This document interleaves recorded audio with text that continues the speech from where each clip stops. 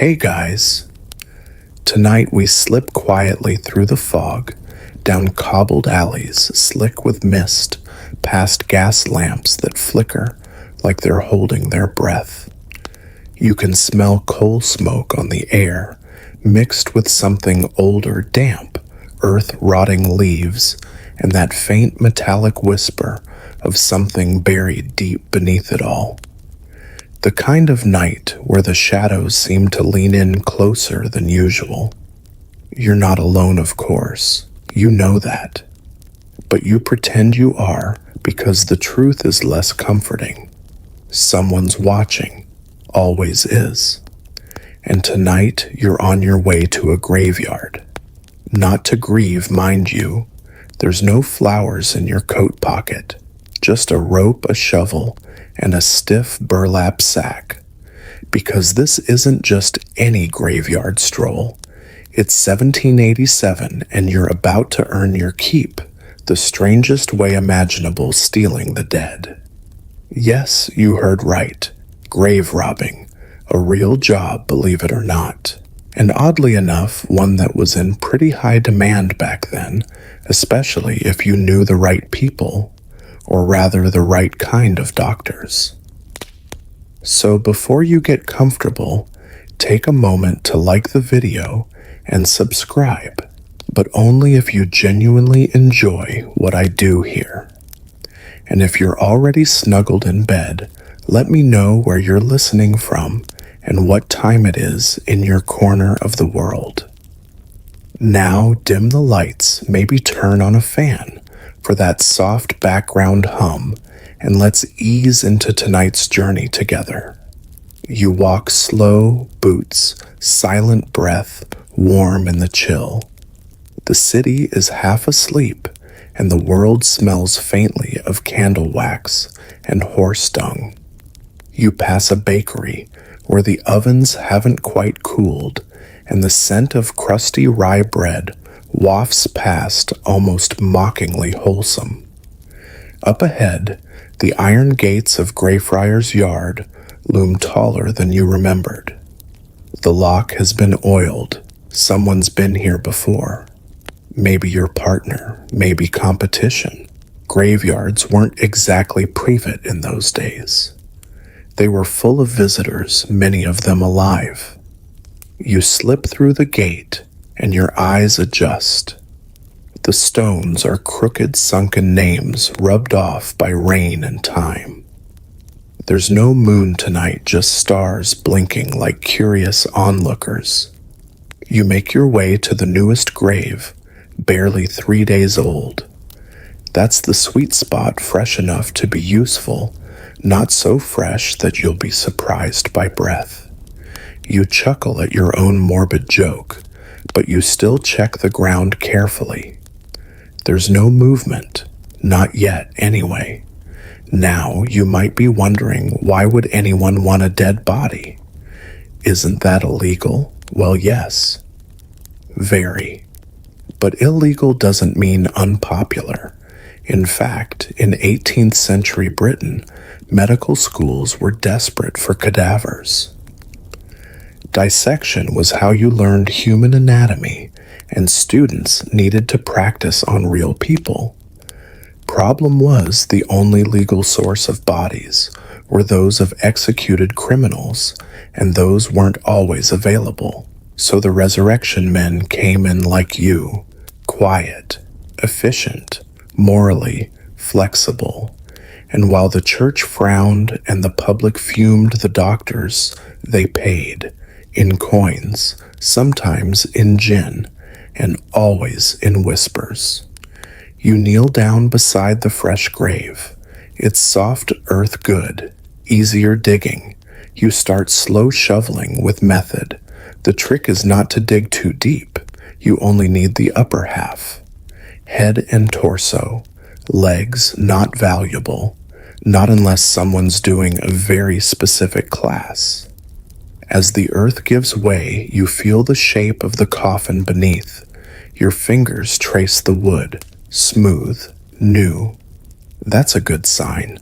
Richer family, maybe. Better preservation. Less smell, usually. You take out the crowbar, wedge it beneath the lid, and pause. Listen, nothing, just the wind nudging the ivy. You crack the lid open.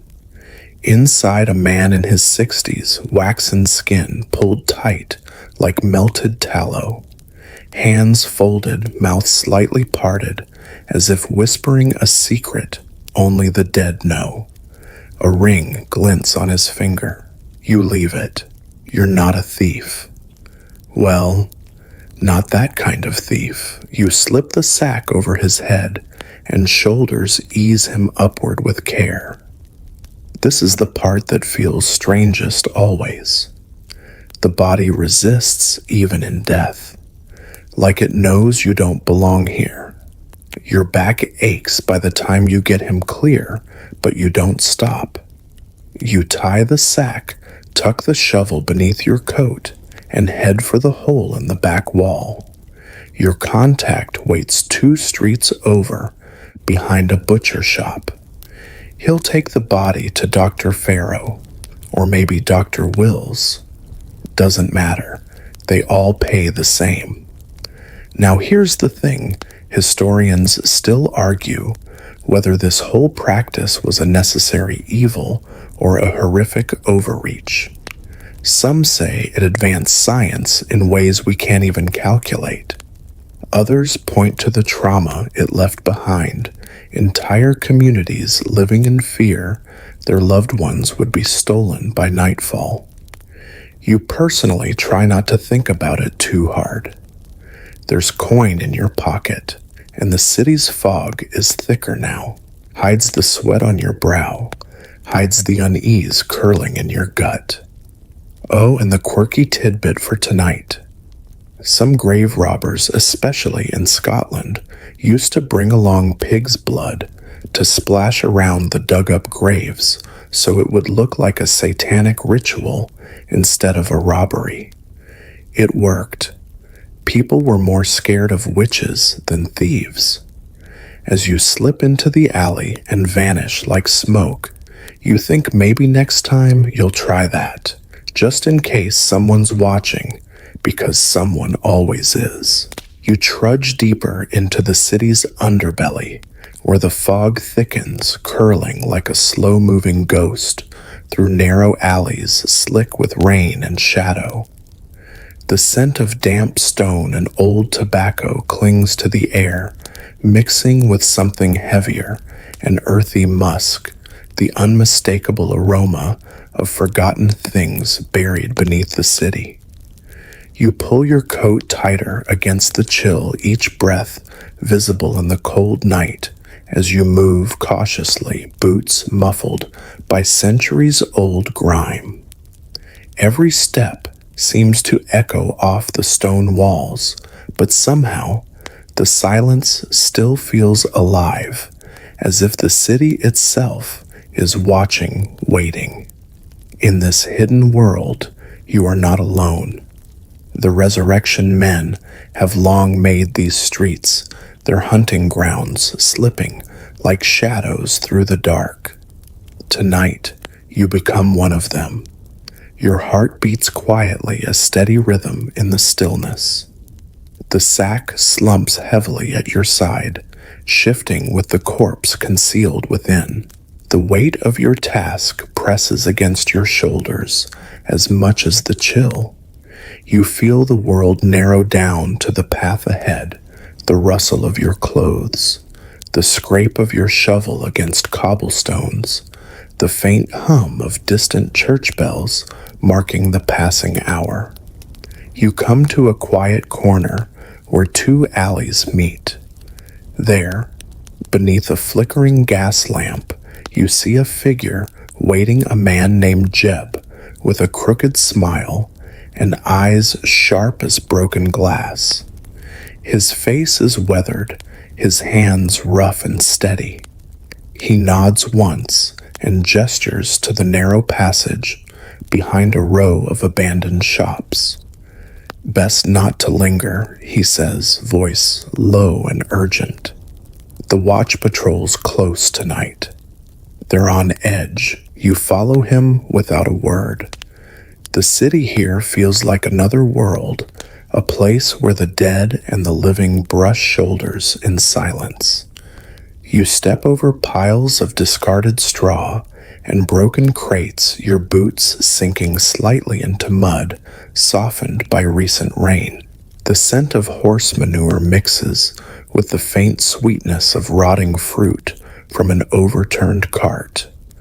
A stray cat darts past its eyes, gleaming briefly, before disappearing into the shadows. Every nerve in your body is alert. You hear footsteps, a faint, uneven rhythm echoing behind you. You glance back, heart skipping. A watchman, his lantern swinging his heavy boots, striking the stones with purpose. You freeze the blood in your ears, loud and insistent. Jeb tugs at your sleeve, pulling you into a dark alcove beside a boarded-up window. The watchman passes by, oblivious to your hiding spot, and the night swallows his footsteps. You exhale slowly, the tension easing just a little. "Close call," Jeb whispers. "These watchmen aren't just for show, they're paid to keep us out." You nod, knowing all too well that a wrong move means a night in the stocks or worse. The law frowns harshly on body snatching, but enforcement is patchy, and the rewards from anatomy schools are often worth the risk. At last, you reach a hidden door in the back wall of a butcher's shop. Jeb knocks twice, pauses, then pushes it open. Inside, a dimly lit room smells of brine, brandy, and something faintly metallic. The walls are lined with jars filled with strange pickled things, organs preserved in amber-colored liquid bones, cleaned and stacked neatly. The table at the center groans under the weight of your cargo as the apprentice surgeon lifts the sack carefully. The pale face of the corpse is illuminated by a single flickering candle. The skin looks waxy, pulled tight, as if molded from beeswax. Fingers lie crossed over the chest lips, slightly parted, as if the man is holding back a whispered secret. A subtle sadness creeps into you. This was once a life. Now it is just a specimen. Jeb uncorks a bottle of cheap gin, takes a long pull, and hands it to you with a grin. "Brandy's for the doctors upstairs." We get the dregs. The liquid burns as it slides down your throat, chasing away the cold and the dread. You settle into a corner, the weight of the night settling on your shoulders. The job is grim, yes, but the coin in your pocket promises warmth and food. You tell yourself that medicine advances only because of this work, that somewhere in a lecture hall, a student will learn how to heal because of what you've done. Here's a mainstream fact to hold close during the 18th century.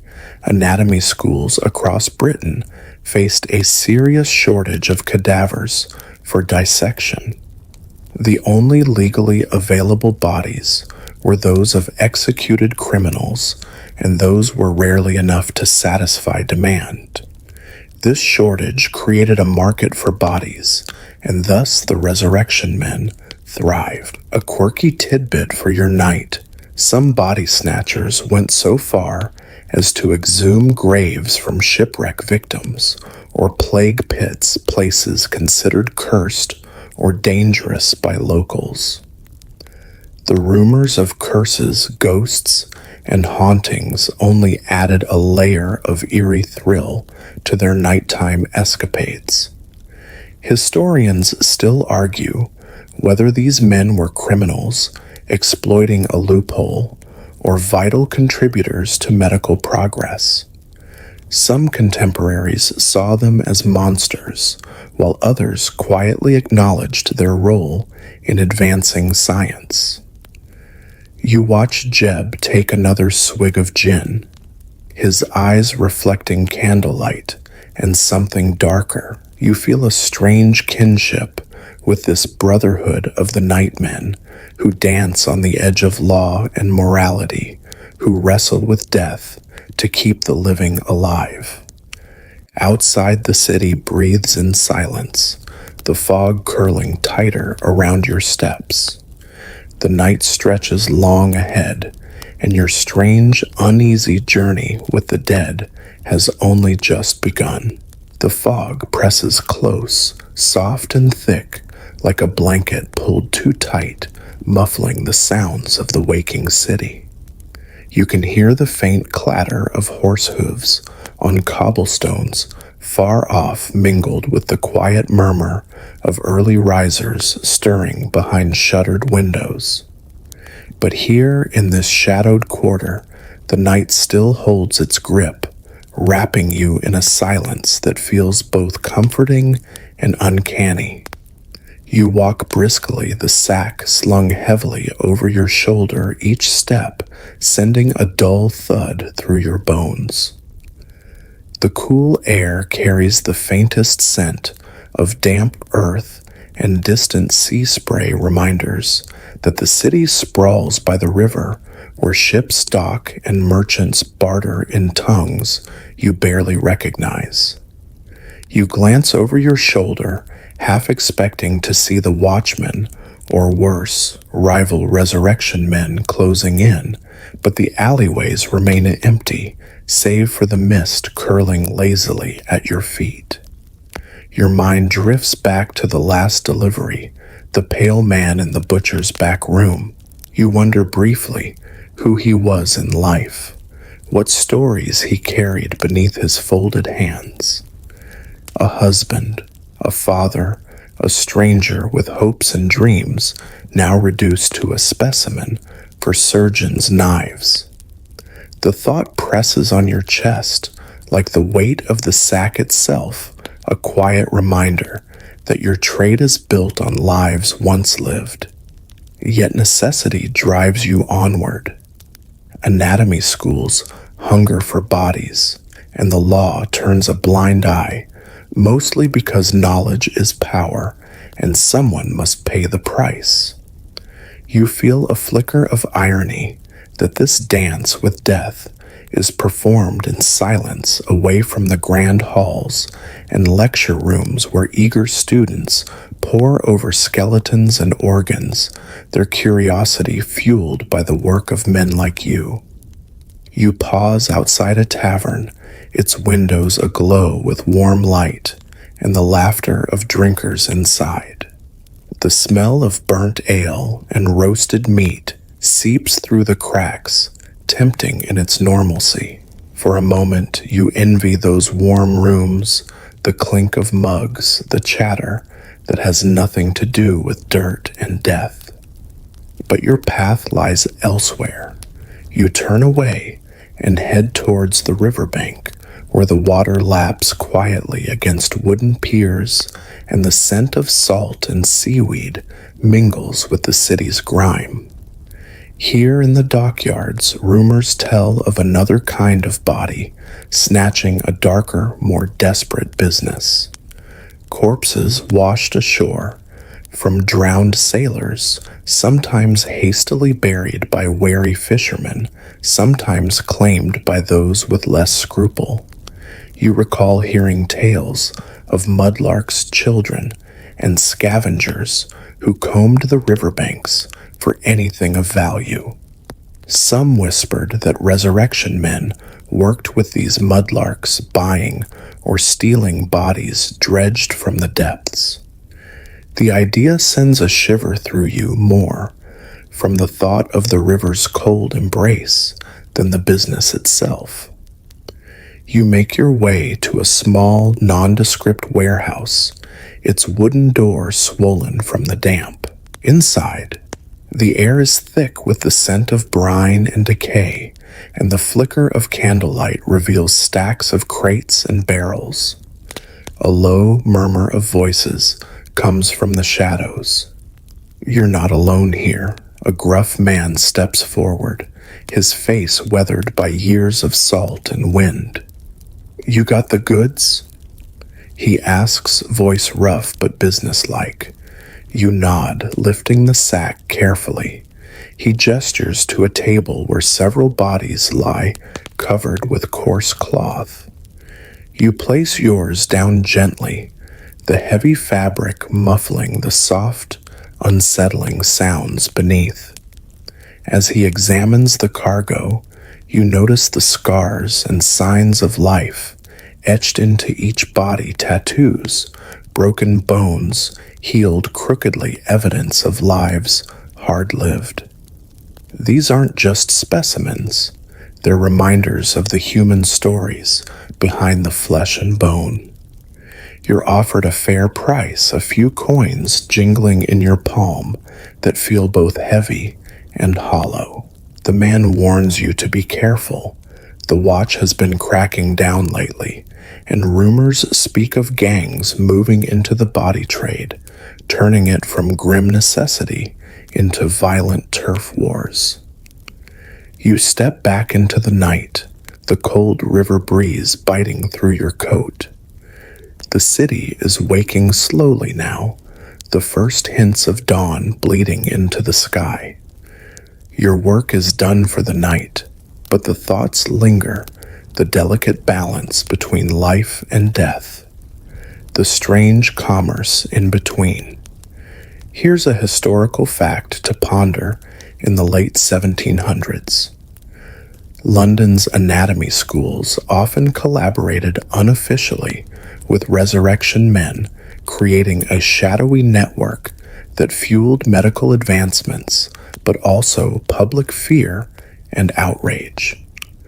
A quirky detail: some resurrection men developed secret codes and signals, a knock pattern on graveyard gates, a whistle tune to communicate and avoid detection.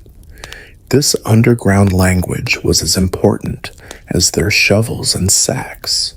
Historians still debate whether these practices were ultimately beneficial or if they deepened public mistrust in medicine and authority, contributing to eerie legends and ghost stories that still haunt the old cities today. You walk home as dawn breaks the city, stretching and yawning around you. Somewhere, a church bell tolls softly. You close your eyes for a moment, feeling the weight of your secret life settle in. Tomorrow night will come soon enough, and with it, the eerie waltz of the resurrection men. You step out into the soft, dim light of early morning, when the city seems to hold its breath between night and day. The cobblestones beneath your boots glisten faintly with dew, and the chill in the air carries the subtle sense of wet earth, burning peat, and the distant river's salty mist. The buildings around you lean in like old friends, whispering secrets, their windows catching the pale glow of dawn, casting long shadows that stretch like ghosts across the narrow streets. The city feels alive, but quiet, as if it's still rubbing sleep from its eyes. Your shoulders sag a little under the weight of the sack you carry, the familiar heaviness pressing you back into the secret world you inhabit. The night's work clings to you like a second skin, the damp soil, the cold, the faintly metallic scent of disturbed earth, and something else, something deeper and stranger that you can't quite name. You think of the last body you dug up, its pale hands stiff and clenched beneath the coarse cloth, a face frozen forever in a silent, unreadable expression. It's a strange feeling, carrying pieces of lives you never knew, yet now hold in your hands as if they were your own. You move through narrow alleys, their uneven stones slick and worn from centuries of footsteps where only a few early risers stir behind heavy curtains. From the shadows, the faint clink of a shopkeeper setting out his wares reaches your ears, mingling with the occasional caw of a crow perched on a weathered rooftop. The city is slowly waking, but for you this is the end of your night's journey, the last step before disappearing into daylight's anonymity.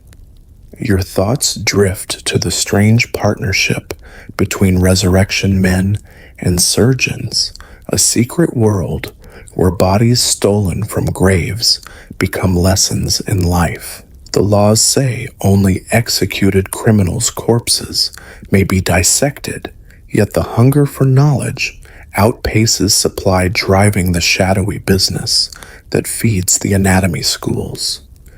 This uneasy alliance thrives in the twilight between legality and crime science and superstition.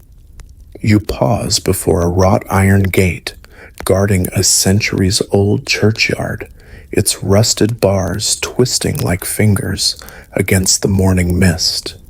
You remember tales whispered in taverns of desperate families erecting mort safes, iron cages designed to trap grave robbers, and of watchmen paid handsomely to patrol the cemeteries through cold nights.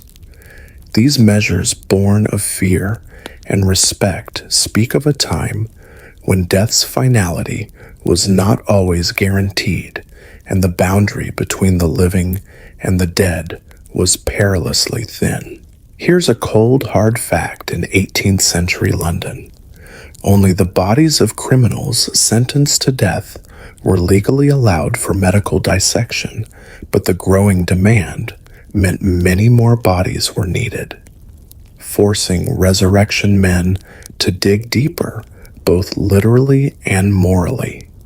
In a quirky detail, some families tried to protect their loved ones with strange methods, sprinkling tar and brimstone over graves, or placing decoys made of straw and cloth, hoping to fool the grave robbers who haunted the night.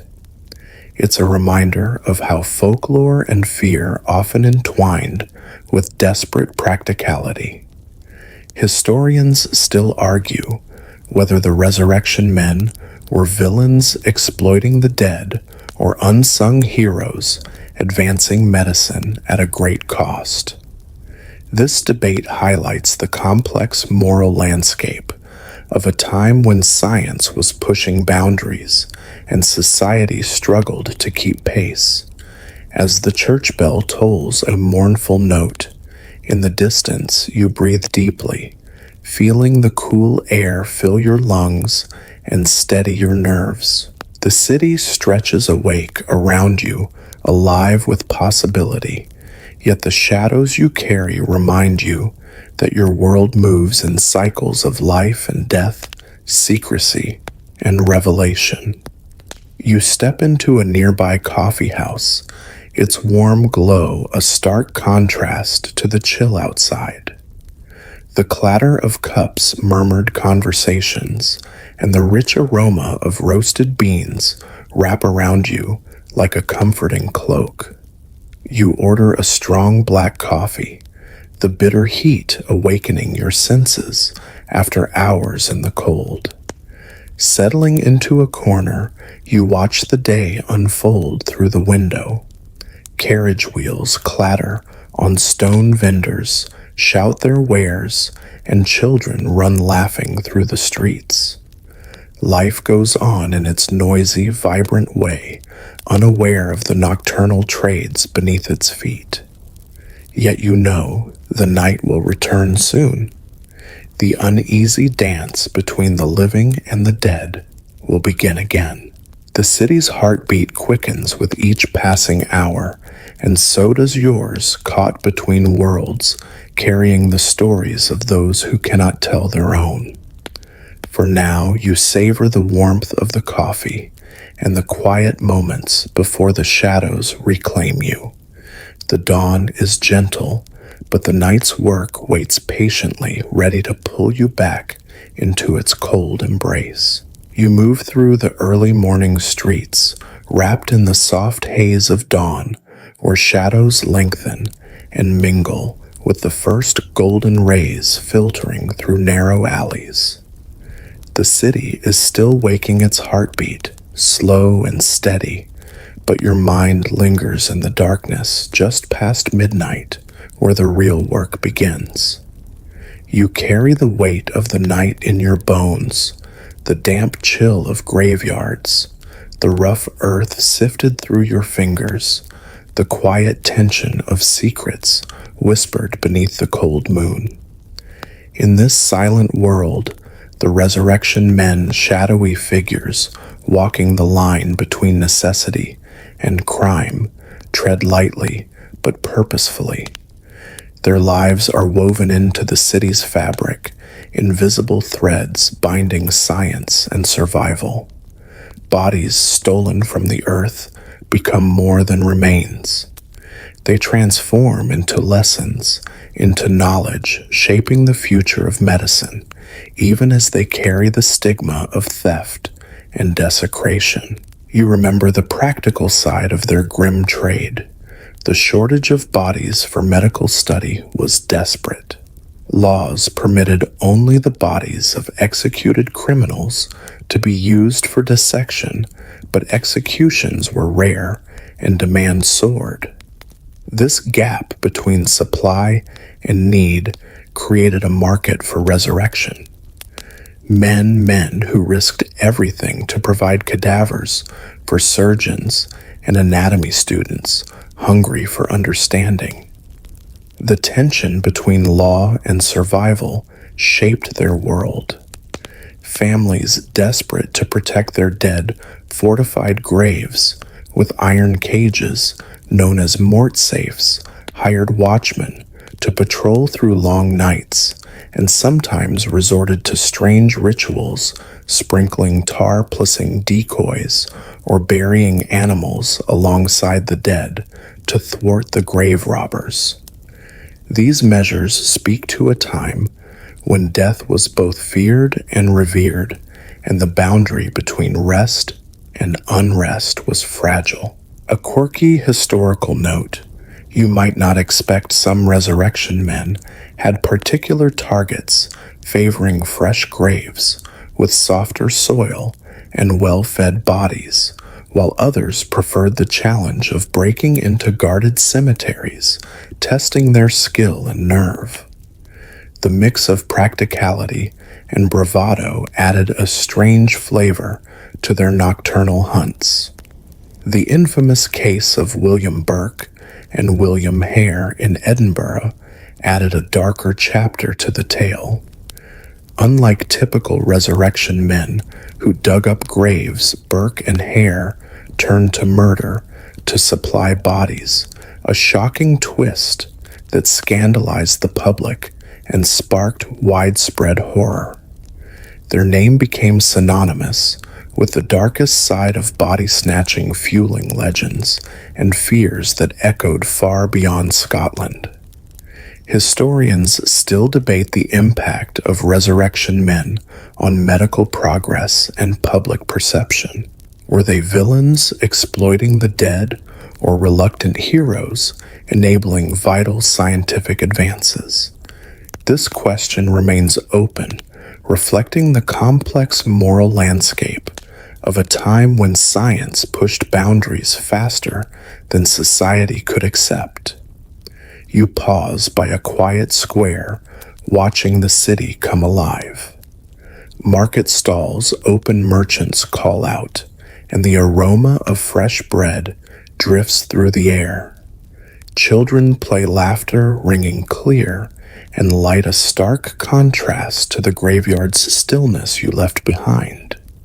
Yet you carry the night within you, the weight of the stolen bodies, the secret knowledge gained, and the shadow of lives interrupted.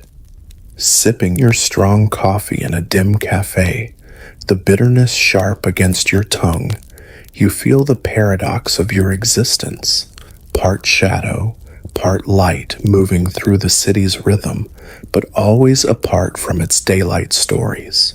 The dawn brings hope and warmth, but your world lives between the ticks of the clock in the silent spaces where life and death intertwine. Soon night will fall again, and the uneasy dance will resume. The earth will yield its secrets, and the cycle of secrecy, science, and survival will turn once more. For now, you breathe in the morning calm, letting the city's pulse steady your restless heart before the shadows call you back into their fold. You slip back into the fading shadows as the day's bright glare softens to twilight, a time when the city's restless pulse slows and the world prepares for night's long embrace. The cool air smells of damp stone and burning wood, a reminder of hearth fires rekindling behind shuttered windows. Your footsteps fall lightly on slick cobblestones, the rhythm steady, practiced a dance between silence and motion that you know well. Tonight the city becomes a different place, one where you navigate by instinct, where every alley and corner holds a secret, and the dead are waiting to be found. As you move through the narrowing streets, your mind drifts to the strange, often perilous trade you have chosen, or rather, that chose you. Resurrection. Men like yourself are not just thieves of the dead. You are reluctant conduits between life and knowledge. Men whose nightly labor feeds the surgeons and anatomy schools, hungry to unravel the mysteries of the human body. The law tries to keep you at bay, yet the demand for bodies pushes you deeper into the gray zones of morality. The dangers are as real as the rewards. You recall the whispered warnings of the watchmen, the patrols armed with clubs and torches paid well to keep grave robbers at bay. The mort safes, iron cages locked over graves, clink and groan in the moonlight, a tangible reminder of a public desperate to protect their dead. Sometimes you can hear the faintest creak of wood or rustle of leaves and hold your breath, heart hammering, until the danger passes. A cold, hard fact anchors your thoughts. Before the Anatomy Act of 1832, grave robbing was one of the few ways to obtain bodies for medical study, since executed criminals were in short supply. This legal gap created a shadow economy that thrived under the cover of darkness, blurring lines between necessity and crime. Among the more curious details you remember is the existence of sackman resurrection men who carried large sacks to conceal their grim cargo, slipping through streets with chilling stealth. Some even had intricate signals to warn one another of approaching danger, a secret language spoken in knocks, whistles, or coded phrases. The notorious Burke and Hare murders are a dark echo in this world. Unlike many resurrection men, Burke and Hare crossed into murder to supply fresh corpses, turning the trade's darkest fantasies into reality. Their grisly deeds sent shockwaves through society, reinforcing fears that resurrection men were more than grave robbers. They were potential killers. Historians still argue about the extent to which the public distinguished between the various kinds of body snatchers. Was the fear fueled more by sensational tales than by the actual practices? And to what extent did these events hasten the passage of the Anatomy Act, reshaping medical ethics forever? You pass a weathered stone church, its stained glass windows catching the moonlight like fragments of colored fire. The graveyard beyond is silent, Yet you can almost hear the echoes of the past, the whispered prayers, the soft sobs of mourners, and the restless stirrings of those whose bodies you disturb. The city sleeps around you, but you remain alert, attuned to every sound, every shadow. Your hands move with a delicate precision as you prepare your tools, the spade, the crowbar, the sack, all familiar, comforting in their purpose. Tonight's work is the continuation of a secret tradition, a dance as old as the city itself. You dig with care, mindful of the soil's texture, the position of the coffin, the delicate bones beneath. Each movement is a negotiation between respect and necessity, a tension that never fully eases. The bodies you recover become lessons, yet they are also reminders of mortality's fragile hold. As you lift the coffin's lid, a faint chill rises, and you feel the weight of history in your hands. This is the quiet crossroads where science meets secrecy, where the quest for knowledge demands a price paid in shadows. Soon dawn will soften the night's edges again, and the city will awake unaware of the nocturnal bargains made beneath its streets. But for now, you are the keeper of secrets, the silent witness to a world that exists just out of sight. You feel the night deepening all around you as you tread softly through the sleeping city, your footsteps barely a whisper against the damp cobblestones. Each step seems to draw you closer to the delicate boundary between the known and the mysterious, a line where shadows linger and secrets breathe. The air carries a faint mist that curls gently around the flickering gas lamps, twisting like smoke in slow spirals. Their pale halos of light soften into hazy pools that shimmer against the wet stone walls, blurring the edges of the world and inviting you to look deeper into the night's quiet mysteries. You pull your coat tighter around your shoulders, the chill slipping stealthily past layers of fabric and settling deep in your bones, a cold that feels almost alive, as if it understands the strange company you keep. This is not just the cold of night air, but the cold of the grave, a chill that makes you sharply aware of the thin veil separating the living from the dead. In this hour, the city itself seems suspended between two worlds, sharing a single fragile breath.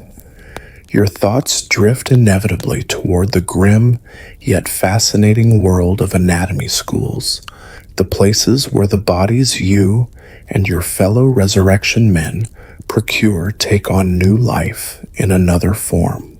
These silent teachers lie stretched out beneath flickering candlelight, their secrets laid bare for curious eyes. The lecture halls smell faintly of ink-stained paper, melting candle wax, and something sharper and more pungent, perhaps the sour tang of decay lurking just beneath the surface of sterile intentions.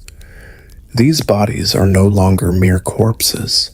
They become maps of flesh and bone, revealing the mysteries pulsing beneath our skin, hidden from the eyes of everyday life. It's almost astonishing to remember that what we now take for granted as fundamental knowledge, the study of human anatomy, was once a fringe pursuit, wrapped in taboo, and carried out in hushed rooms lit only by trembling flames. Public dissections, when they happened, were rare and often regarded as strange spectacles, a mixture of education and morbid entertainment. Students would crowd into cold, drafty rooms, their faces pale and drawn, caught between eagerness to learn and discomfort at the raw sight of muscle and sinew stripped bare. A crucial fact anchors this dark moment in history. The 18th century brought a surge of medical interest across Europe, a thirst for knowledge that medicine had never before seen. Anatomy schools blossomed into hubs of innovation, places where surgeons and scholars could peel back the layers of life itself. But this hunger for bodies far outstripped the legal supply, which was strictly limited to those condemned criminals whose deaths were state-sanctioned. The gap between demand and law created the shadowy market where resurrection men like you found your grim calling.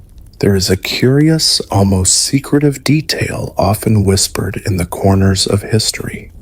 Some anatomy students reportedly paid resurrection men for live updates, codes, signals, and secret messages passed along about fresh graves, the quality of bodies recently buried, or the best times to strike without detection. This bizarre hidden network wove itself through the darkest corners of society and the brightest hopes of scientific progress. It was a strange and unsettling alliance, born of necessity and ambition. Even today, historians argue about the legacy of these bodies and their murky origins. Did the knowledge gained from dissecting stolen corpses outweigh the moral darkness of their acquisition? Or did the questionable means cast an irreparable shadow on the development of medical ethics?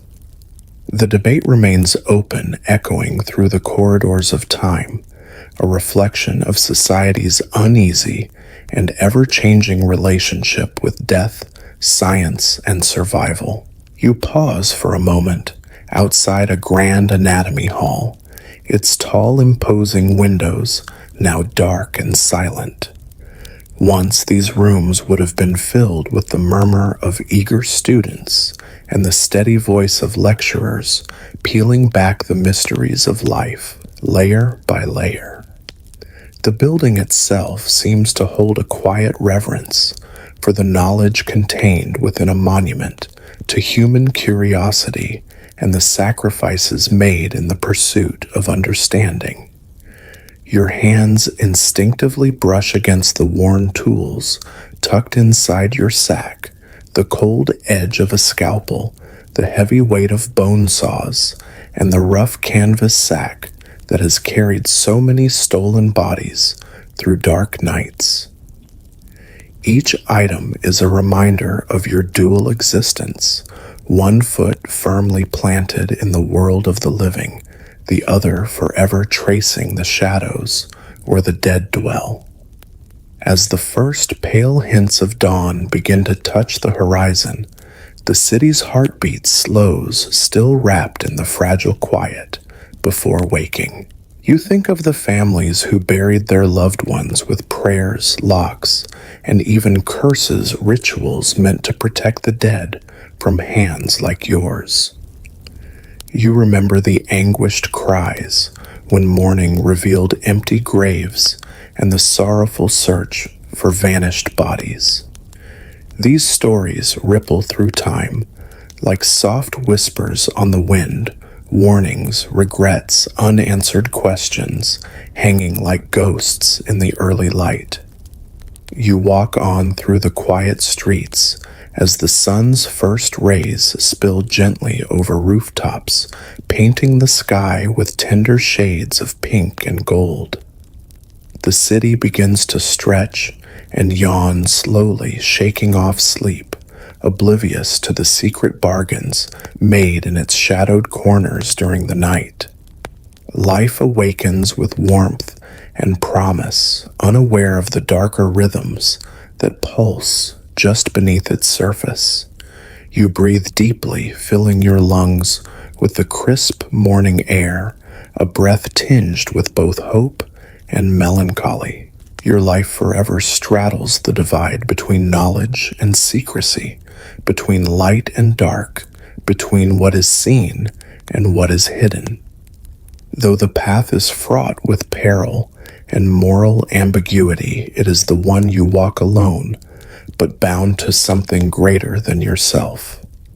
The dawn beckons with the soft promise of a new day, and with it, the stories yet to be told, both spoken and silent, visible and concealed.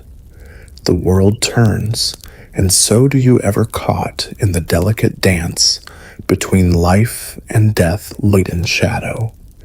You step quietly through the city's deepening dusk, the last embers of sunset melting into a cool, dark velvet sky. The street lamps flicker on, casting soft golden pools on cobblestones still damp from an earlier mist. The air smells of wet earth smoke from distant chimneys and the faint saltiness of the nearby river. As you move, the sounds of daytime fade, the chatter of merchants, clatter of carts, replaced by the muffled footsteps of few night wanderers and the occasional distant bark of a dog. This is your hour when the world narrows to the rhythm of your breath and the whisper of shadows. The life of a resurrection man is one lived in these dim spaces, caught between the living and the dead, between necessity and taboo. You are not merely a thief. You are an essential but unwanted part of the city's ecosystem. Your work feeds the insatiable hunger of the medical world, where surgeons and students seek bodies to unravel the mysteries beneath skin and bone. It's a strange paradox. You disturb the dead to advance the living, yet in the eyes of society, you often remain a figure of fear and revulsion. Consider this historical fact. Before the Anatomy Act of 1832, the only legally available corpses for dissection were those of executed criminals. The number of executions, however, had drastically decreased by the 18th century, leaving anatomy schools desperate for bodies. This legal scarcity gave rise to a black market where resurrection men operated under cover of night, exhuming freshly buried corpses to sell to surgeons. This underground trade was both a crime and a grim necessity. Your mind drifts to the ingenious defenses families employed. Iron mort safes, heavy cage-like contraptions locked over graves, sometimes for years. Graveyards employed night watchmen armed with clubs and lanterns, patrolling in rain or snow. Some families resorted to decoys, placing objects resembling bodies in graves, or even burying animals nearby, believing this might confuse or repel the robbers. These desperate measures tell of a society caught between respect for the dead and the terror of desecration. A curious and lesser-known fact is that some resurrection men worked in teams with local doctors and students. These uneasy alliances sometimes blurred the lines of legality and morality. Surgeons often turned a blind eye, or even helped signal when bodies would be available.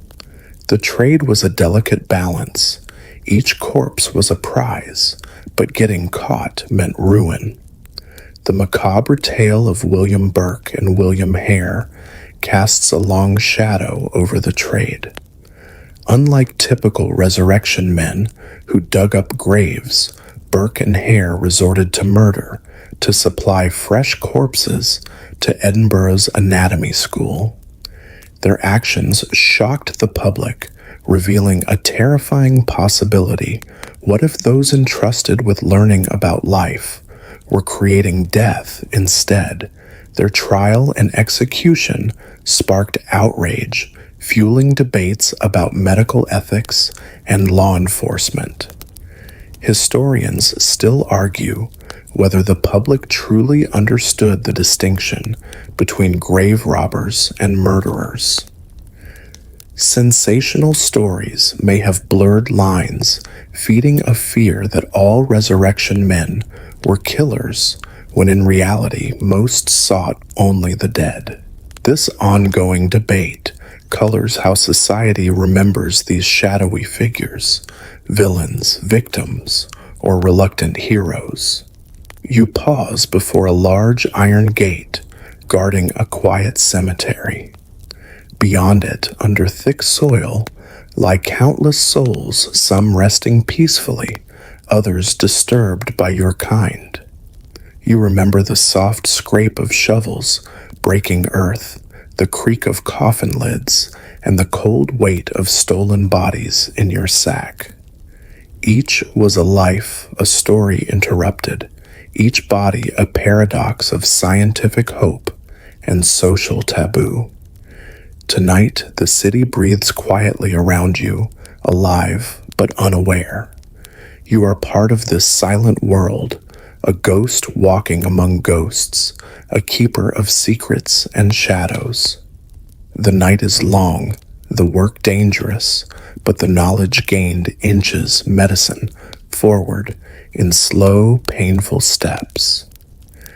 As dawn approaches, painting the sky in soft pinks and blues, you feel the weight of your dual existence. You straddle the line between life and death, legality and crime's science and secrecy. Soon the city will wake, and your deeds will vanish with the mist. But for now, the night belongs to you and the stories you carry in your hands. You step back into the quiet city streets, just as the first fragile light of dawn begins to reach out, brushing the rooftops with a tender hand. The horizon is awash in soft pastel colors, delicate shades of pink, pale lavender, and a hint of gold that promises the sun will rise soon. The world stirs gently, wrapped in the soothing hum of early birdsong, their melodies weaving a quiet lullaby for the awakening city. Somewhere in the distance, the slow, rhythmic clatter of carts rolls steadily over the uneven cobblestones, mingling with the whisper of the cool morning breeze. A thin mist curls softly between the buildings, like a silken veil, cool and damp against your skin. It carries the earthy scent of fresh dew settling on soil and stone, mingling with the faint, comforting smell of wood smoke drifting lazily from chimneys. The city itself seems to breathe in these early moments, a peaceful breathing, slow and steady. Yet underneath you can sense the pulse of life just beyond the horizon of sleep. It is a world caught between two realms, the fading night and the emerging day. Beneath your coat, you carry the weight of your nocturnal labor bodies, wrapped carefully in linen, silent passengers on your slow journey from darkness back into daylight. These stolen forms are far more than mere flesh and bone. Each one carries a story, a life interrupted, a tale paused too soon. Somewhere, a family mourns quietly beneath the soil where you worked, unaware of the shadowy hands that disturb their loved one's rest. And you, walking the fine line between necessity and taboo, bear the burden of these stories with a quiet, restless conscience. In the 18th century, resurrection men like yourself were the invisible yet vital gears turning in the great machinery of medical progress sweeping through Europe. The demand for cadavers in anatomy schools far outstripped the legal supply, which was limited strictly to executed criminals. Those grim reserves were never nearly enough to feed the hunger of surgeons and students who longed to understand the human form, its bones, muscles, vessels, and secrets hidden beneath the skin in ways no books or drawings could fully reveal. Without your work, without your willingness to tread in the shadows, these scientific advances might have stalled, delayed for decades, or perhaps even centuries. One fascinating truth often overlooked is that many resurrection men formed informal guilds or secret networks. They shared whispered warnings about graveyard patrols, swapped knowledge of the safest times to dig, and exchanged tools and clever tips for concealment. These groups sometimes lived by their own unspoken codes, balancing competition with cooperation in a trade fraught with danger and illegality. There was a quiet camaraderie that flickered like a fragile candle flame amid the darkness, a lifeline to survival in a world that offered little mercy to men caught in such perilous work. Yet your very existence is shrouded in deep moral ambiguity. The gruesome notoriety of the Burke and Hare murders the terrible story of two men who escalated from robbing graves to cold-blooded killing to supply surgeons with fresh bodies, cast a long and terrible shadow over all resurrection men. Society's fear and disgust swelled, and the lines between your desperate, often respectful thefts and those monstrous crimes blurred in the public imagination. The outcry was fierce, calling for stricter laws, heavier punishments, and a hard line against anyone involved in the dark trade. Historians still debate the lasting impact of these events on the public's perception of resurrection men. Did the hysteria unfairly demonize many who simply sought to provide for their families and support the crucial advance of medical knowledge? Or did it expose the undeniable moral abyss that such a trade inevitably inhabits, the fragile and easy space where survival science and human dignity collide? The discussion remains open like a mirror, reflecting society's uneasy relationship with death, with the pursuit of knowledge, and with the sacrifices made in shadows. As you pass by a modest church, its weathered wooden door left slightly ajar, soft hymns float out and mingle with the fresh morning air. The voices of unseen singers drift gently through the streets, their prayers blending with the quiet sounds of the waking city. You imagine the souls who have passed through those sacred walls, men and women whose bodies you might have disturbed beneath cold earth not far from here. The family's whispered prayers, full of grief and hope, feel like a silent chorus following you, a reminder of the deep humanity entwined with your work. No matter how hidden or shunned, your hands rest briefly on the worn leather of your tools, the shovel with its handle smoothed by years of use, the sturdy crowbar, the coarse sack that has held more secrets than any ledger or letter ever could. Each tool carries with it a weight beyond the physical memories of hard labor, narrow escapes from angry watchmen, quiet rituals beneath the moonlight. You remember the very first night you ventured into a graveyard, heart pounding with fear, and resolve, the chill of earth pressing cold and real beneath your fingers. Over time, the act became less an act of theft and more a solemn duty, a strange stewardship, a bridge between death and knowledge, between darkness and light. Around you, the city wakes fully. Shopkeepers begin to open their shutters with groggy smiles. The inviting aroma of fresh bread spills out onto the streets, and children's laughter echoes through narrow alleys. The world you inhabit after dark slips quietly into legend, a whispered secret tucked beneath the brightness of day. Life goes on oblivious to the quiet horrors and silent sacrifices beneath its feet.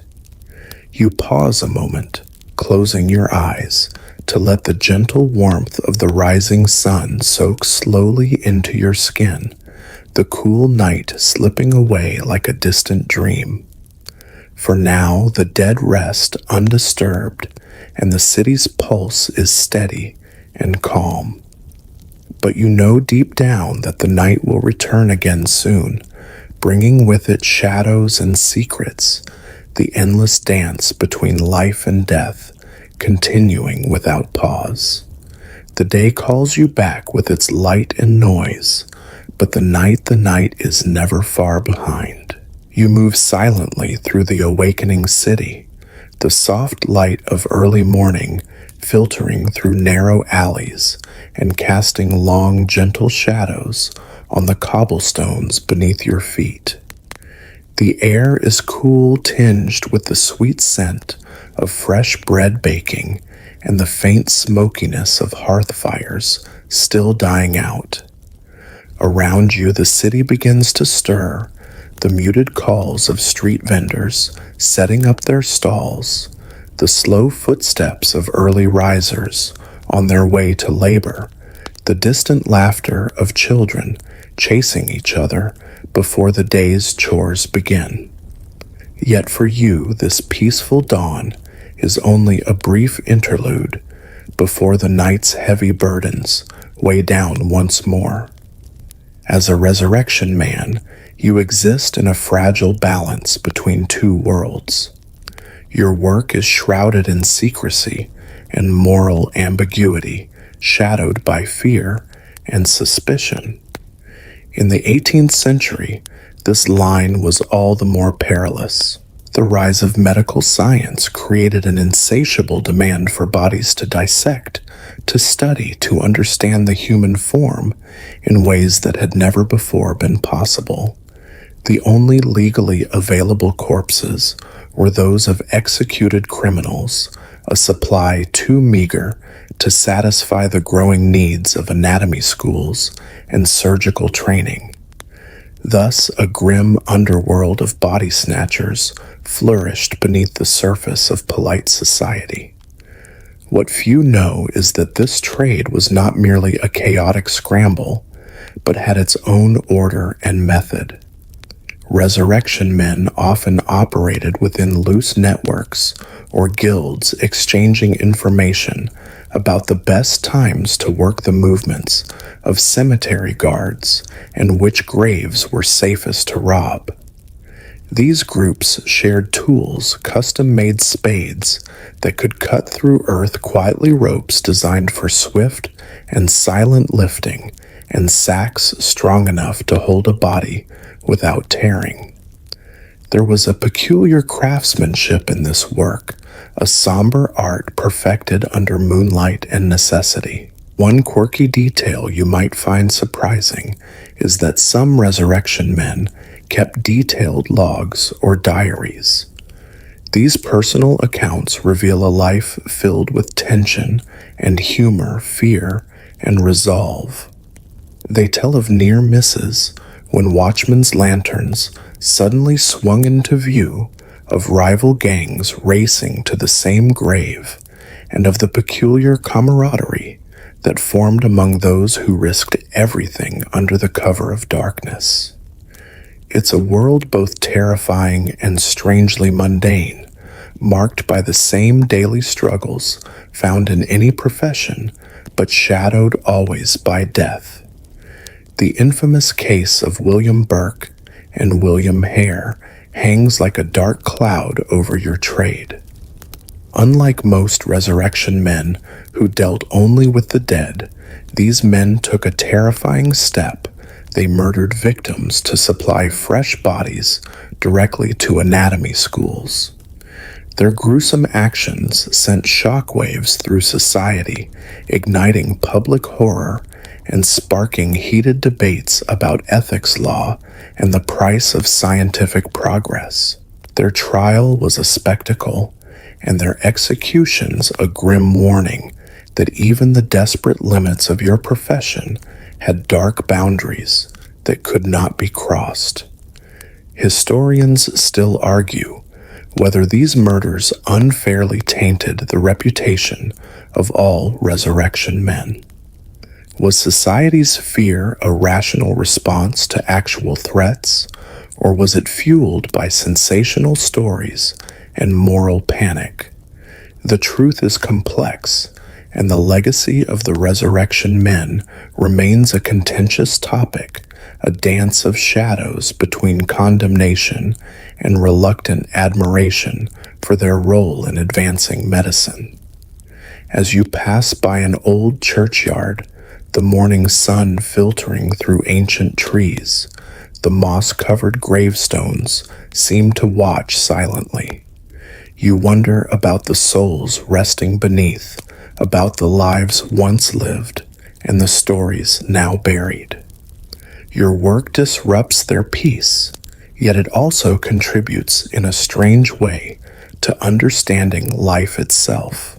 Your hands brush over the tools you carry, the worn spade, the sturdy sack, the rope that has seen countless nights. Each holds a memory, the adrenaline of a close escape, the quiet sorrow of disturbing a resting place, the small victories in a dangerous trade. You remember the first time you stood in a graveyard at night, the chill biting your skin, the mixture of fear and resolve that pushed you forward. Over time, the fear dulls, replaced by a somber acceptance of your role in a world that rarely sees your kind as anything but shadows. Now, as the city fully wakes, the market's bustling children playing the sounds of daily life swelling around you, you feel the pull of the coming night. Your work will begin again soon, under the cloak of darkness, when the world forgets and the dead become the only companions. You take a deep breath, the morning air filling your lungs, the sun warming your face. For a moment, you are both part of this living city, and apart from it, a man walking the line between two worlds. And as the day stretches ahead, you know the night will return, and with it the endless cycle of life. Death and secrecy continues. You step deeper into the bustling heart of the city as daylight grows stronger, the world around you waking slowly unfolding in full rich color like a delicate flower greeting the morning sun. The air is alive with the mingled scents of daily life, the warm, inviting aroma of freshly baked bread drifting from a nearby bakery, weaving itself through the narrow streets like an invisible thread. This scent mingles softly with the earthy smell of damp stone walls warmed by the rising sun and the faint musky odor of horse sweat from the passing carriages that clatter rhythmically along cobblestone lanes. Around you, the city breathes to life in its own unique symphony. Street vendors shout their wares, their voices rising in a chaotic but lively chorus, each call adding a bright note to the morning's song. Children dart and weave between the stalls, their laughter trailing behind them like ribbons caught by a playful breeze. The scene is vibrant and warm, brimming with a kind of innocent joy that feels worlds away from the quiet, dangerous work you've carried out through the long night. Yet despite the stark contrast, these two halves, daylight's vivid bustle and night's silent shadows, are part of the same hidden heartbeat of the city. Life and death, light and dark, hope and fear, they pulse together intertwined in a delicate balance only those who walk both worlds truly understand. Your role as a resurrection man, a body snatcher of the 18th century, has always been suspended between life and death, shadow and sunlight. Your trade was never simple theft. It was a grim necessity born of desperate times. Medical schools hungered for cadavers, fresh, intact bodies that surgeons could dissect and study to unravel the mysteries of human anatomy. These discoveries held the promise of saving countless lives in the future. But the legal supply of bodies drawn from executed criminals alone was painfully scarce, never nearly enough to meet the growing demand. So beneath the polished surface of respectable society, a secret economy thrived in the dark, a network of men like you who moved silently in the shadows to deliver what science required. This hidden world was as much a part of the city as the bustling markets or the quiet chapels, though spoken of only in whispers and fearful glances. One little-known truth is that many resurrection men developed surprising expertise in anatomy themselves. They learned to distinguish fresh graves from older ones, to identify the faintest signs that marked a body as newly buried and thus most valuable. You became adept at telling the subtle differences between natural death and less obvious causes. Skills born not from morbid curiosity, but practical necessity. Some even performed crude autopsies or examined bodies closely before sale to ensure they met the surgeon's exacting standards. It is a strange twist of fate that those who stole bodies became, in a way, experts in death's delicate details, caretakers of a knowledge that society could not openly acknowledge. The work was not merely grim and methodical. It required a certain dark ingenuity, a kind of cleverness born of necessity. Some resurrection men used distractions to create openings, small fires, or noises set deliberately to lure watchmen away from their posts, providing the precious minutes needed to carry out their task. Disguises were common, allowing you to blend unnoticed into early morning fog or among other late-night wanderers. Dogs trained to alert you to approaching danger became trusted companions in this nocturnal craft. Graveyards were studied like treasure maps, each burial site's terrain memorized, knowing where loose stones might clatter or where soil was soft enough to dig silently. The trade was a dangerous and secret art, blending stealth with science, courage with caution. Still, the public's horror at the resurrection men was palpable. Stories, some true, others exaggerated, fanned the flames of fear and disgust. The most infamous case, that of Burke and Hare, cast a long shadow over your entire profession. Unlike the usual resurrection men who exhumed the recently dead, Burke and Hare crossed a terrible line. They committed murder to supply fresh bodies directly to surgeons, eliminating the risk of grave robbery, but plunging into a far darker crime. Their trial was a macabre spectacle, a grotesque theater exposing the grim intersections of crime science and human desperation. The public revulsion was visceral, coloring society's view of all who worked in the shadows and leaving a stain that would not easily fade. Historians continue to debate the broader impact of the Burke and Hare affair.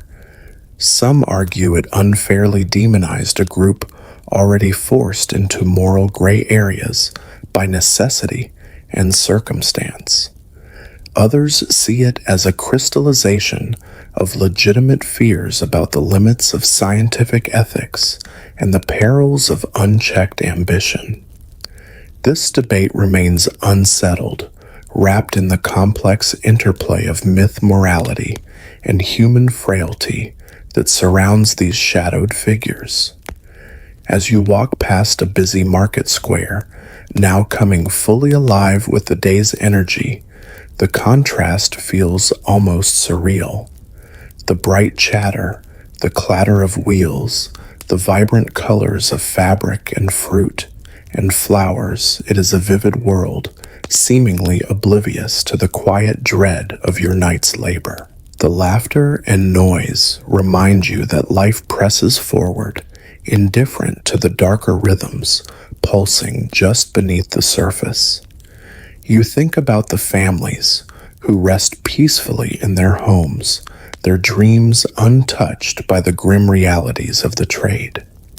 Unaware of the shadowy tradesmen who disturb the earth beneath their feet, your kind laboring in silence for the advancement of knowledge, for survival, for the hope of a better tomorrow. Your tools, cold and familiar, hang heavy in your hands. The spade with its worn handle smoothed by years of work, the rope frayed and sturdy, the coarse sack that has held more secrets than any ledger or letter. Each item carries the weight of countless nights, narrow escapes from angry watchmen, silent vigils beside freshly dug graves, whispered conversations with fellow resurrection men, sharing tales of close calls and quiet courage. You remember your first night on the job, the sting of cold soil against your skin, the thrill mixed with dread, the heavy beating of your own heart in the still darkness. The city around you hums with life, but you remain poised on the edge, an outsider moving between worlds. By day, a shadow among shadows blending into the crowd. By night, a keeper of secrets, a dealer in death and knowledge. The endless cycle continues, a delicate dance between life and death, between fear and necessity, between darkness and dawn. You breathe deeply, the fresh morning air filling your lungs, the sun's warmth, a gentle balm after the cold night's work. The city's heartbeat thrums alongside your own, steady, unyielding, and patient. Soon night will fall again, and with it, your world will return quiet, hidden, relentless, and waiting. The sun sinks low now, its golden fingers stretching lazily across the rooftops, casting a soft, warm light that tenderly smooths the sharp edges of the city. The harsh clamor of daytime gradually melts away like ice under the slow warmth of spring, and the streets begin to quiet. Shopkeepers, having spent the day tending their stalls and calling out to passing customers, now begin to draw wooden shutters across their windows. The bright laughter of children playing in the alleys drifts further into the distance, becoming little more than a faint murmur, a memory fading with the daylight. You sense this subtle shift in the air, the gentle falling of evening, like a familiar cloak settling comfortably over your shoulders. It wraps you in a quiet stillness, a signal you have learned to heed over countless nights. This is the moment when the city's hidden world breathes to life under the cover of darkness, when the ordinary slips away, making room for secrets that only the night can hold. Your feet carry you toward the graveyards, those quiet sanctuaries of the dead, where your night's work will soon begin. The ground beneath your steps is soft damp with evening dew, and the scent of moist earth rises to meet you, a deep grounding smell that speaks of endings and beginnings entwined. There are faint traces of fading flowers left on recent graves, delicate offerings that the passing days have begun to claim. In these moments, you feel a certain solemnity, a silent respect, subtle yet present even within your clandestine trade. These spaces are more than resting places for bodies. They are repositories of memories, stories folded quietly beneath the soil, like pages in an ancient book waiting to be read. Your hands know the familiar weight of your tools. The spade, sturdy and worn, grounding you with its reassuring heft. The rope coiled tight and ready. The sack prepared to enfold the precious cargo of flesh and bone. There is a ritual in your preparations, a steady rhythm that steadies your nerves and centers your thoughts. It is a dance you have learned over many long nights, balancing precision with stealth, urgency with patience. Every shadow here is familiar, every patch of uneven ground a potential hazard, every leaf and stone a possible betrayer of your presence. The cemetery is a labyrinth of secrets and dangers, where one misstep could unravel everything you have carefully woven. Oddly enough, some resurrection men held to certain superstitions, quiet rituals whispered in the dark to ward off spirits or bad luck. Some believed that wearing specific charms, perhaps a bit of iron or a small talisman, could protect them from restless souls or from the wrath of those who guarded the graves by day and night. Others recited prayers softly under their breath, words passed down like fragile armor against the unknown. It might seem strange now in a world that values reason and science, but in a life lived so close to death, these beliefs offered a fragile comfort, a faint light against the shadows that pressed in.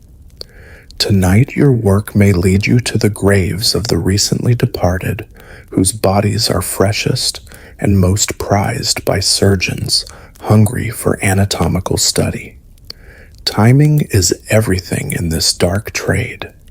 The earth is easiest to dig when it is soft, but still holds enough structure to conceal your labor, and bodies must be taken before decomposition sets in and renders them useless for the delicate task of dissection. This fragile balance drives your nights too soon, and the risk of discovery grows. Too late, and the opportunity slips away, lost to time and decay. The infamous anatomy riots of the late 18th century come to mind, moments when public fury boiled over in violent protest as families discovered their loved ones' graves, disturbed, their bodies stolen, and sold without consent. These riots were fierce reminders of the fragile social contract between the living and the dead, between society and science. Communities fought to protect their final resting places, building watchtowers and hiring guards to stand vigil through dark hours. For you, these fierce defenses forced adaptations, new methods, safer targets, and ever-increasing caution.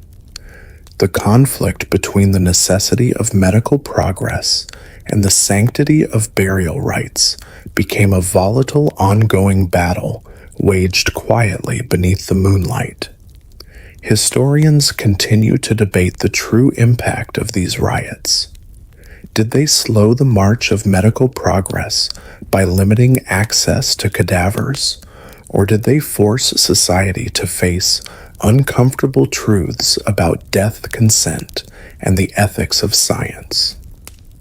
The answers remain elusive, wrapped up in the complex web of human fears and ambitions, how we reconcile the desire to know and heal with the need to honor and respect. You pause now beneath a gnarled old oak tree, its skeletal branches stretching wide against the deepening twilight sky. The weight of the coming night presses in around you, but you steady yourself, feeling the steady beat of your heart and the calm of your breath. This is your world now, the shadows and silence, the careful footsteps and whispered breaths. Here among the dead, there is a strange companionship, a quiet solidarity in the stillness. Your thoughts drift to the surgeons awaiting these bodies, the men and women striving to unravel the mysteries of the human form. You know that your grim task, though wrapped in moral ambiguity and shadow, serves a greater purpose. It is a dark, twisted form of philanthropy where the stolen dead become vessels of knowledge.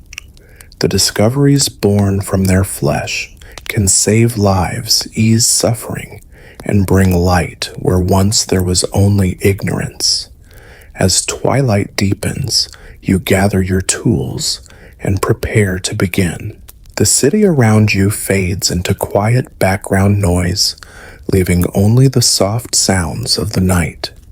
The gentle rustle of leaves, the distant hoot of an owl perched silently in the trees, and the steady whisper of your own breath.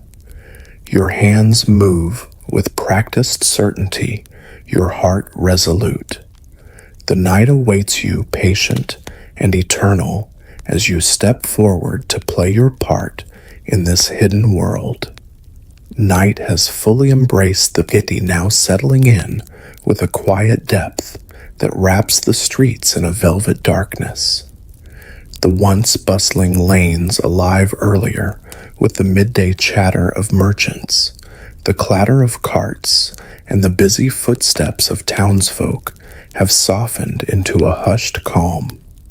Now, the only sounds to break the silence are distant, the occasional bark of a watchman's dog echoing through empty alleys, or the soft clip-clop of a lone horse's hooves on the uneven cobblestones. Each sound feels sharpened by the stillness, as if the city itself is holding its breath waiting. You move with practiced stealth through this familiar maze of shadowed alleyways.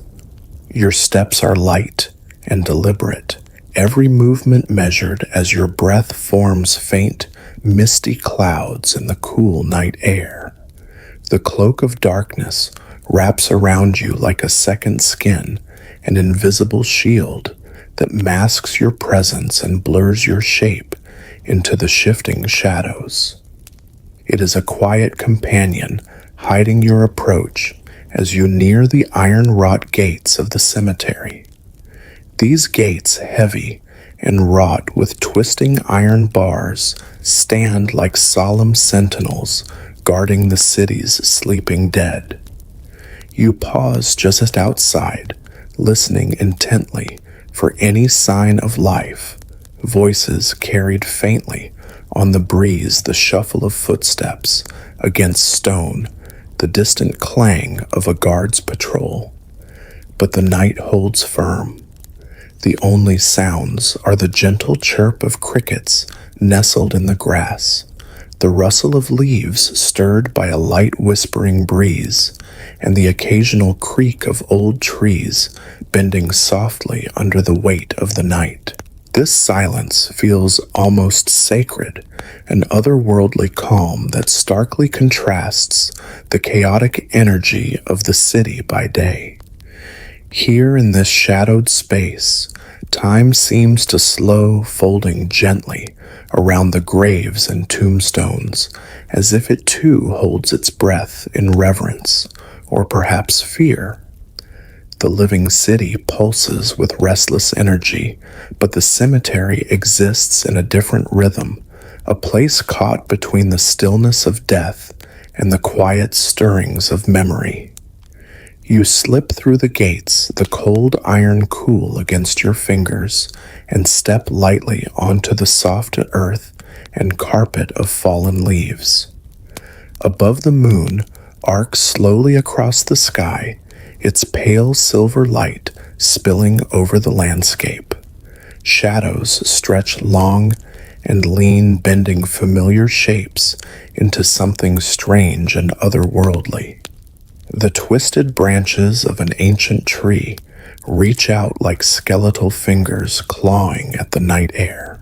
Weathered tombstones, worn by years of rain and wind, take on the guise of silent sentinels, ghostly watchers who observe your every movement with an unblinking gaze. Despite your familiarity with this place, you remain keenly aware that the cemetery holds its own mysteries and dangers. The dead may be silent, but in the stillness, they seem almost alive, as if the earth itself breathes with quiet secrets beneath your feet.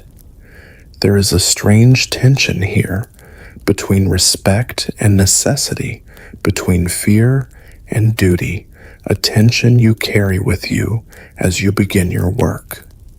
It is a peculiar thought, the dead once vibrant with life and purpose, now vulnerable and silent, entrusted to the care of the earth, yet subject to the needs of the living. You remind yourself of the paradox that shapes your existence, that this nocturnal labor so shrouded in secrecy and shadow serves a vital purpose. The bodies you gather feed the hunger of medical knowledge, allowing surgeons and students to unlock the mysteries of the human body. It is a necessary evil, a strange transaction between death and discovery, and it lingers uneasily in your mind. One curious detail from the history of body snatching is that some resurrection men kept what might be called catalogs of their finds. These were not mere lists, but detailed records noting the condition of bodies, the particular graveyards that tended to yield the freshest products and sometimes even preferences of their buyers. Shared discreetly among trusted peers, these catalogs formed an underground network of information, a shadowy guild bound not by law, but by the hard necessity of survival. The trade was fierce and dangerous, and having this knowledge could mean the difference between profit and peril. The stakes you face are ever higher. Graveyards have become more heavily guarded. Watchmen patrol with weapons clenched in their hands, their eyes sharp and unforgiving. Families furious at the desecration of loved ones' graves have taken measures into their own hands, hiring private guards, erecting iron cages, and even building watchtowers to keep watch through the long nights. The community's outrage is not merely about respect for the dead, it is about the violation of trust. The fear that even in death, the privacy and dignity of the departed might be stolen away, leaving families bereft of peace. You carry these realities with you, the weight of others' grief pressing quietly upon your conscience. Each grave you disturb is not just earth and bones, but a story, a family's memory, a fragile thread in the web of life. This somber edge sharpens your resolve as you work carefully aware of the delicate balance you must maintain between survival and sin. Historians still debate the social impact of resurrection men on communities. Were they cruel villains preying on the vulnerable or reluctant participants in a necessary medical supply chain? Did their actions erode the bonds of social trust, or did they catalyze reforms that eventually led to laws such as the Anatomy Act of 1832? This debate echoes through history, reflecting the complex interplay between societal values, scientific progress, and the often uneasy morality that binds them. Kneeling beside your chosen grave, you feel the familiar texture of the earth crumble softly beneath your fingers. The night remains quiet, but alive, each small sound amplified in the stillness. Your breath is steady, your hands sure and skilled as you begin the delicate work, mindful of every sound and movement. The city sleeps on, unaware of your presence, while you continue your silent, solemn duty beneath the cool glow of the moon, a solitary figure in the hidden world between life and death. The hours deepen, pulling the night into its darkest embrace, thick and still like a velvet cloak draped over the sleeping city. Above, the world has fallen silent, wrapped in a blanket of darkness so complete that even the familiar sounds of night, the rustling of leaves, the distant calls of nocturnal creatures, seem hushed, as though nature itself is holding at his breath. You move through this quiet realm with a steady, practiced rhythm, the spade sinking into the softened earth with a measured precision honed by countless nights spent navigating these shadowed spaces. The weight of each moment presses in on you. Every sound matters. The faintest noise could betray you to a watchful eye, a prowling guard, or a neighbor disturbed from slumber. Your breath rises and falls in slow, deliberate waves, barely audible, except in the stillness that surrounds you. The scrape of soil against metal and wood, the subtle shifting of dirt as you work, are your only companions in this clandestine dance beneath the stars. You have become intimately familiar with the language of the night, the subtle creaks of old fences settling in the cold, the way the wind moves through branches, the barely perceptible sounds that tell you whether a sentinel is near or if the path ahead remains clear.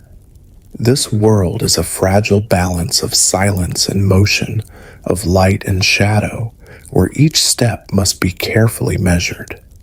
The grave you have chosen is fresh, the soil loose and damp, beneath your fingers still warm from the recent burial. It offers little resistance, as if the earth itself has not yet fully claimed its new occupant. You dig swiftly, but with care, knowing that haste can be your undoing. Beneath the soft soil, your fingers brush against something solid, the coffin's wood, dark and cold to the touch. It is what lies within that truly matters. Through long experience, you have learned to judge the condition of a corpse, not by sight alone, but by subtle signs. The faint, sharp smell carried on the night air, the softness of the flesh hidden beneath layers of cloth, the rigidity or looseness of limbs telling stories of time past since death. The freshest bodies bring the highest price. Surgeons and medical students crave them for their lessons, eager to explore the secrets of anatomy before the creeping hand of decomposition dulls the intricate details of muscle and sinew. There is a delicate urgency in your task, a race against time that pulses beneath every movement.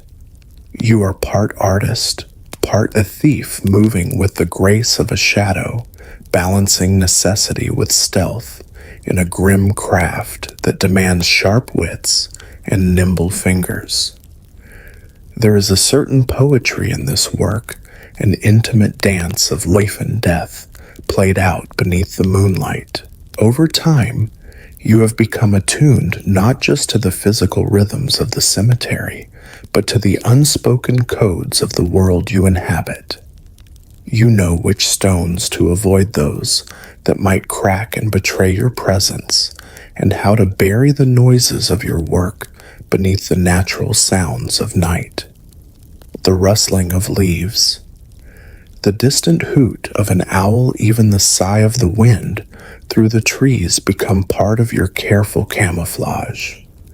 Few know this, but some resurrection men forged uneasy alliances with those already within the graveyards, gravediggers, sextons, or other insiders who had their own reasons to cooperate. These partnerships offered rare advantages: access to graves before the earth had fully settled, warnings of watchful neighbors, and sometimes even shares in the profits.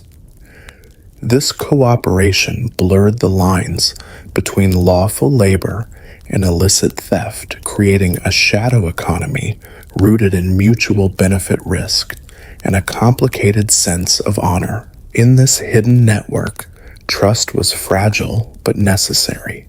Betrayal could mean ruin. Your thoughts drift to the surgeons waiting in their dimly lit chambers, tools laid out like sacred instruments. Candle flames flickering against dark walls lined with anatomical drawings and jars filled with strange specimens. Their thirst for knowledge was insatiable, a hunger that propelled medicine forward, despite the tangled moral and legal questions that your trade raised. The scientific community was in flux, torn between the hope of discovery and the discomfort of crossing societal boundaries. It was a time when curiosity pushed against the edges of respect and tradition, and you stood at the very heart of that tension. Historians still debate the legacy of the resurrection men. Some credit their work with sparking a golden age of anatomical discovery, pushing forward the understanding of the human body and laying foundations for medical breakthroughs that would save countless lives. Others argue that the ethical costs and public backlash created a shadow of distrust that haunted medicine for decades, slowing acceptance of important scientific practices. Was this shadowed trade a necessary step in progress, or a stain on the pursuit of knowledge? The questions remain weaving through history as reminders of the complex dance between innovation and morality. As the first faint blush of dawn begins to tint the horizon, your work nears its end. You wrap the body carefully in a coarse sack, mindful of every fold and fold. The weight is a solemn reminder of the lives touched, the dangers faced, and your role as the bridge between death and discovery. Moving silently, you slip away from the graveyard, stepping back into a city just beginning to awaken. The sounds of morning birds greeting the sun merchants, preparing for the day. The distant clatter of carts grow louder as the night's shadows retreat. You pause for a moment, inhaling the cool morning air, letting the freshness seep into your skin like a promise. Life returns to the streets steady and sure, but the memory of the night's labor lingers, carried quietly in your bones and spirit. This secret story, woven in the dark hours, remains unseen by the bustling world, but is etched deep within the unseen fabric of progress. You are both witness and participant in a tale of shadows and light, fear and courage, death and the eternal human desire to understand. The graveyard fades behind you, a silent witness to the strange work done beneath its soil. The city brightens, full of promise and the rhythms of everyday life, but you carry with you the weight of the night, the whispered secrets of the dead, and the fragile hope they inspire. For in the delicate balance between darkness and dawn, between what is hidden and what is revealed, lies the quiet heartbeat of human curiosity and the endless journey toward knowledge. The city stirs awake around you, slow and steady, like a great beast stretching after a long night's rest. The first pale fingers of dawn begin to stretch across the sky, painting the rooftops in soft shades of pink and gold. You move quietly through the familiar streets, shadows still clinging to the corners where the night has yet to fully loosen its grip. Around you, the world begins to rouse vendors, setting up their stalls with practiced ease, their voices a gentle murmur, blending with the clatter of wooden crates and the scrape of metal carts. Children chase each other down the cobbled lanes, their laughter light and carefree, a stark contrast to the somber business you carry in your arms. Early conversations flutter like delicate birdsong through the air, neighbors greeting one another with sleepy smiles as the city shakes off its slumber. To most, this is just another morning, ordinary and unremarkable, but to you it is the closing chapter of a hidden night, a night cloaked in secrecy and shadow, a night where danger and necessity intertwine beneath the watchful eyes of the sleeping world. The body you carry is more than just a weight. It is a silent testament to your perilous craft, a dark gift destined for the hands of surgeons and students who hunger to unlock the mysteries hidden beneath skin and bone. In their dimly lit rooms beneath flickering candlelight, surrounded by jars filled with strange fluids and an assortment of cold gleaming tools, these learners will trace the delicate curves and intricate crevices of muscles and bones, piecing together the puzzles of life through the remains of death. Your role, though unseen and often condemned, fuels this vital quest for knowledge. Without the bodies you procure, the students' lessons would be confined to dusty textbooks and vague descriptions. The cold truth of flesh and bone is what breathes life into their learning, what teaches them how to heal the living by understanding the dead. It is a truth wrapped in irony that death in its silent finality can open doors to healing and life-saving discoveries. Interestingly, some resurrection men took to keeping detailed accounts of their nightly deliveries, scribbling notes about the condition of the bodies, the preferences of their buyers, and the peculiarities of each transaction. These informal ledgers, hidden away from prying eyes, became part of a covert economy, a delicate balance of supply-demand and risk played out in whispered exchanges. The trade was never simply about money, though that was a vital part of survival in a harsh world. It was about more than profit. It was about sustaining the relentless pursuit of knowledge, about navigating the strange morality of benefiting from what others feared and despised. To be a resurrection man was to live on the edge of two worlds, the legal and the forbidden, the light of science and the darkness of superstition. The public's horror at the idea of grave robbing was profound, and understandably so. The notion of the dead being disturbed their rest, violated, struck at the core of cultural and personal fears. Respect for the dead was, and remains, a powerful force in human society. Yet paradoxically, society's pressing need for anatomical specimens forced an uneasy tolerance, a begrudging acceptance of the resurrection, men's shadowy commerce. This strange truce gave rise to practical measures as families and communities sought to protect their loved ones' final resting places. Graves were fortified with heavy stones. Iron cages, called mort safes, were installed over plots, and neighbors took turns standing watch through the long nights. Churches and cemeteries became battlegrounds where the fears of death desecration and ignorance clashed in silent conflict. Historians still debate the complex legacy of this grim dance between resurrection men and society. Did their work accelerate the progress of medical science, pushing boundaries that saved countless lives?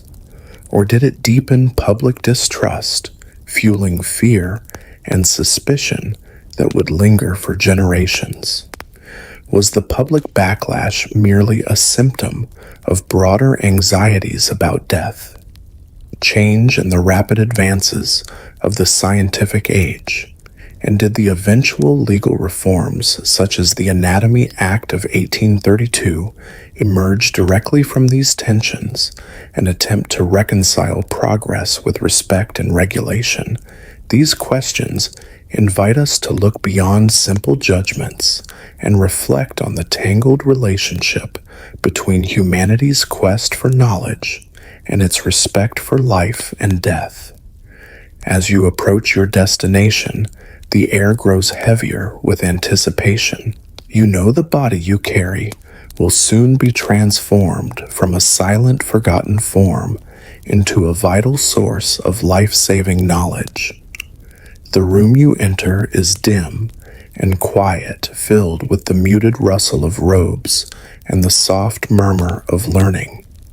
Students and surgeons gather around their faces, illuminated by candlelight and filled with a mixture of reverence and curiosity. There's a strange dignity in this moment, an unspoken understanding that your dangerous hidden labor has a purpose far greater than its shadowy nature suggests. The body once buried and forgotten beneath the earth now serves as a vessel of discovery. Its flesh and bones will teach hands to heal minds to understand and hearts to hope.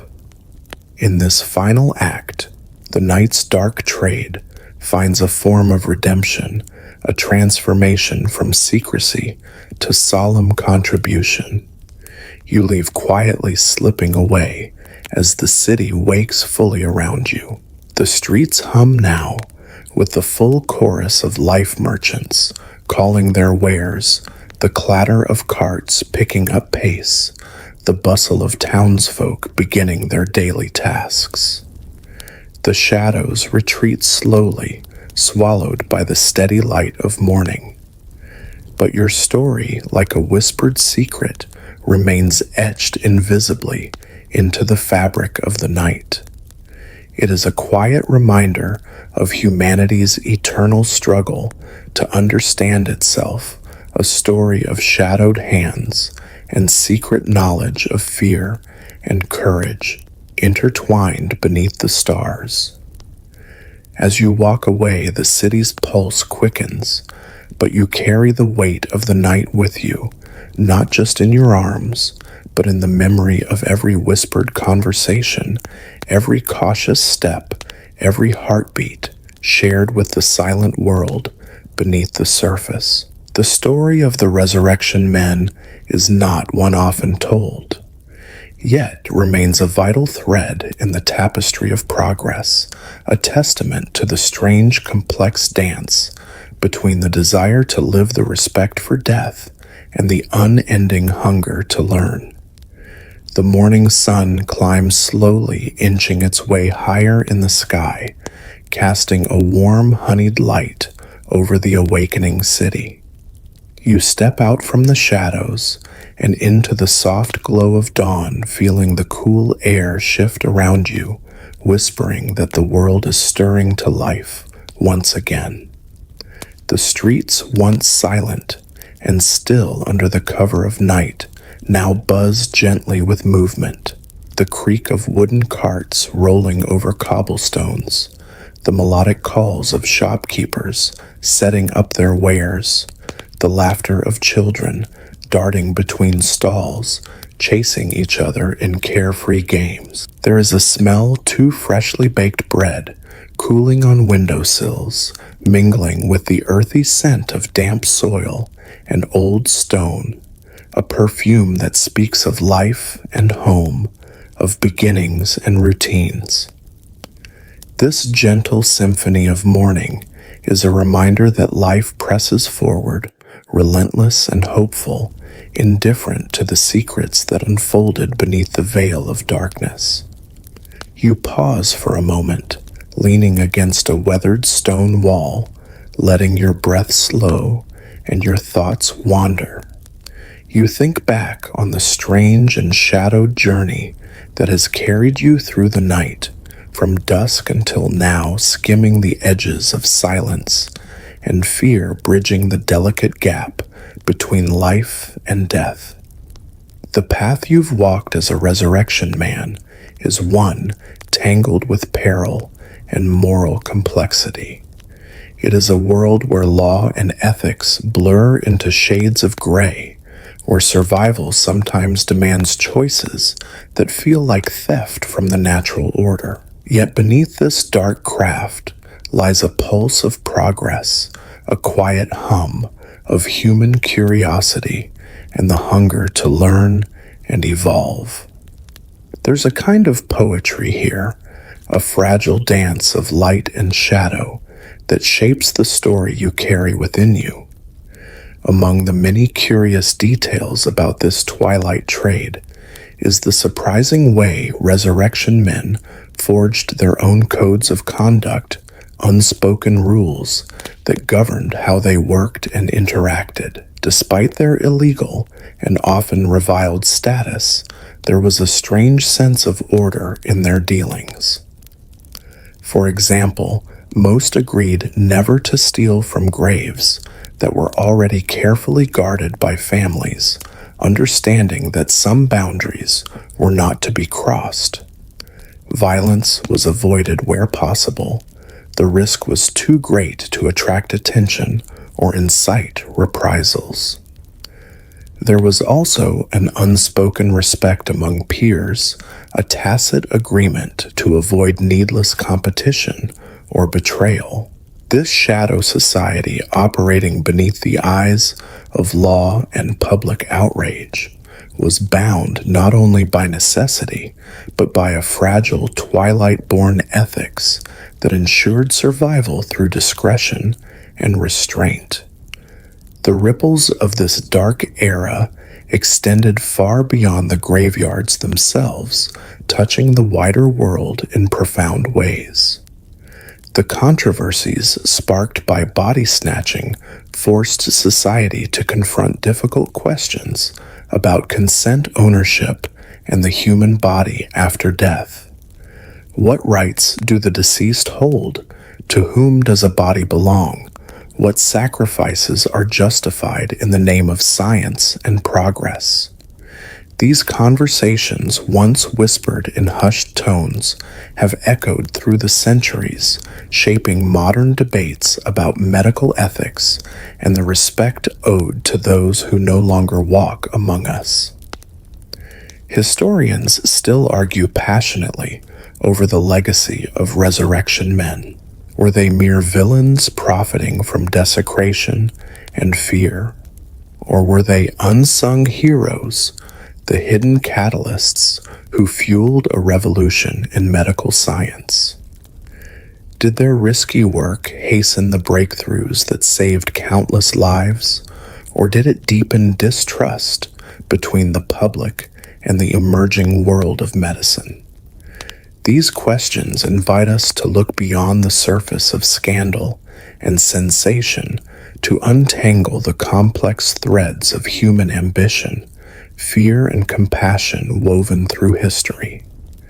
As the city's rhythms quicken with the daylight, You feel a quiet satisfaction mingled with the lingering shadows of night.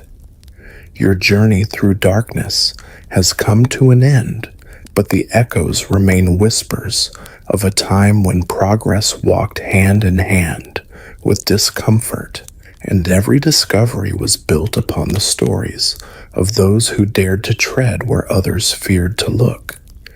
It's a reminder that light and shadow are often inseparable partners in the human story. You take one last look around as you step fully into the bright world.